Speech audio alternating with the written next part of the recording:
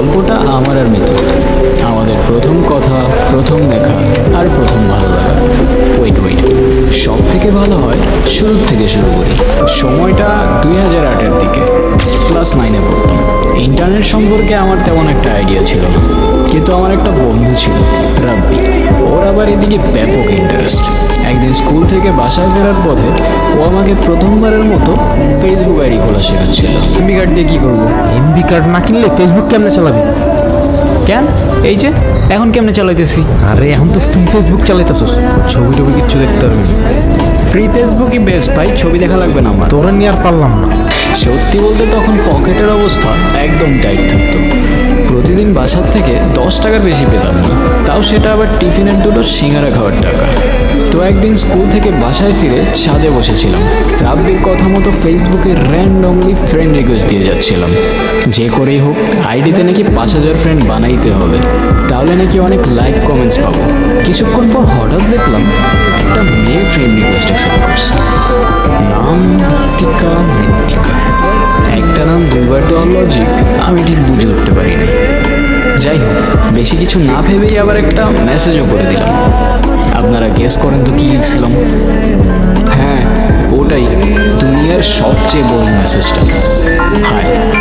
ঠিক 2 মিনিট পর ওপাশ থেকে রিপ্লাই আসলো, বাই। তুমি কি আমাকে ইনসাল্ট করো? লাই তো করো। কি রিপ্লাই করব? কোথায় থাকো তুমি? আরে রেগে যাচ্ছ কেন?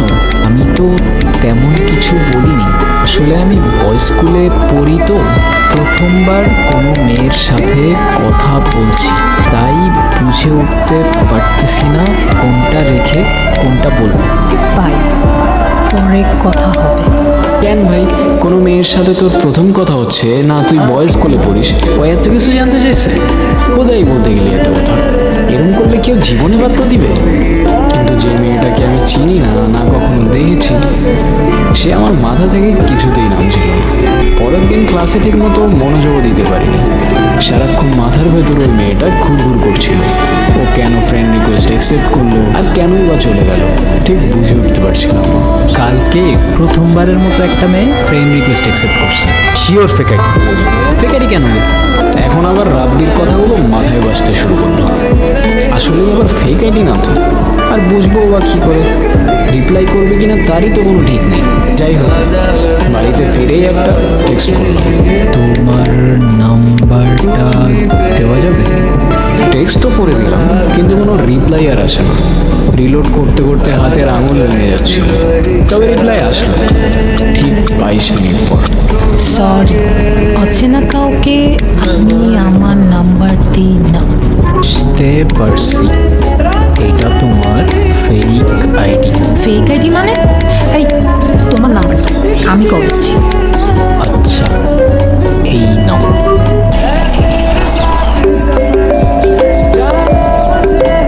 হ্যালো। ওই ফেক আইডি এটা না?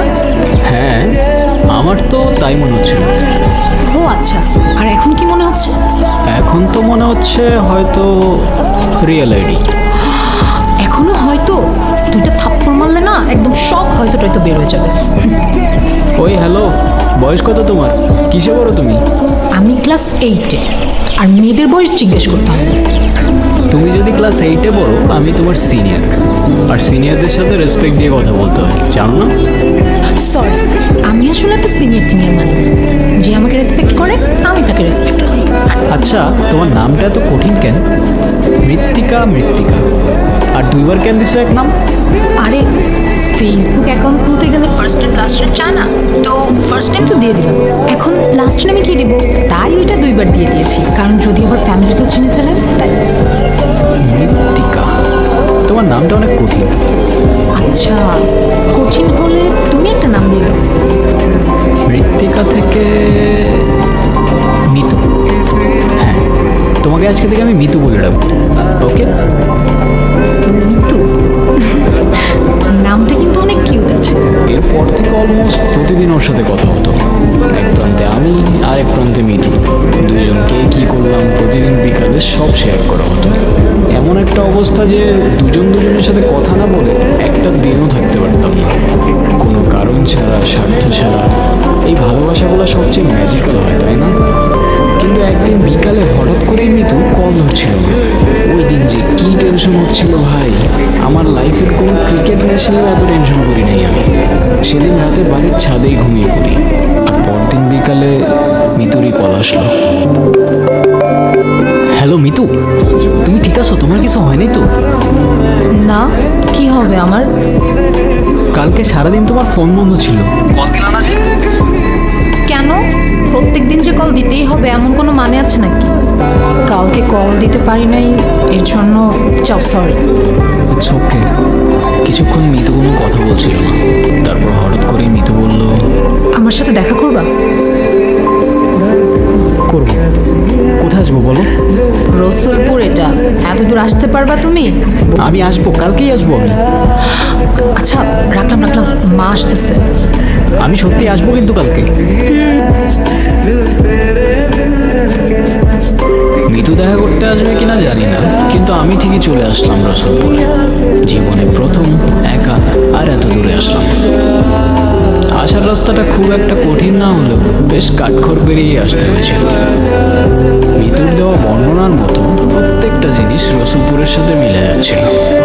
তবে মিতু ফোনে অলওয়েজ বলতো, আমাদের প্রথম দেখা হলে সেটা অবশ্যই রসুলপুরের সবুজ রাস্তায় হবে। খোঁজ করতে লাগলাম সেই সবুজ রাস্তার। জীবনে প্রথমবার আসলেও কেন যেন জায়গাটা খুব চেনা চেনা লাগছিল। বোকার মতো এসে তো পড়লাম, এখন মিতুর সাথে দেখা কিভাবে হবে সেটার ব্যাপারে ঠিক আইডিয়া ছিল না। আপনারা ভাবতে পারেন একটা কল দিলেই তো হয়, রাইট? আমার কাছে ফোন থাকলে তো দিব। আমি যে ফোনটা চালাতাম ওটা তো মায়ের ফোন ছিল। গত রাতেই বাবা এসে ফোনটা নিয়ে গেছে, এইটা বলে যে ফোনের জন্য নাকি আমার পড়াশোনা নষ্ট হচ্ছে। যে মেয়েটাকে কখনো চোখেই দেখিনি, তার জন্য কোথায় থেকে কোথায় চলে আসলাম। সেই মুহূর্তের মিতুকে আমি প্রথমবার দেখলাম। ওকে এতটা সুন্দর লাগছিল যতটা হয়তো আমি ইমেজিনও করিনি। মিতু,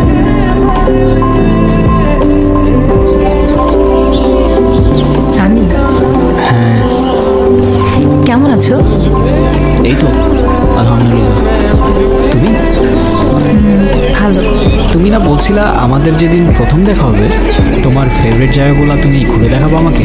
চলো তাহলে এখান থেকেই শুরু করি, কারণ এটাও আমার সবগুলো ফেভারিট জায়গার মধ্যে একটা জায়গা। চলো ওদিকটাই যাই।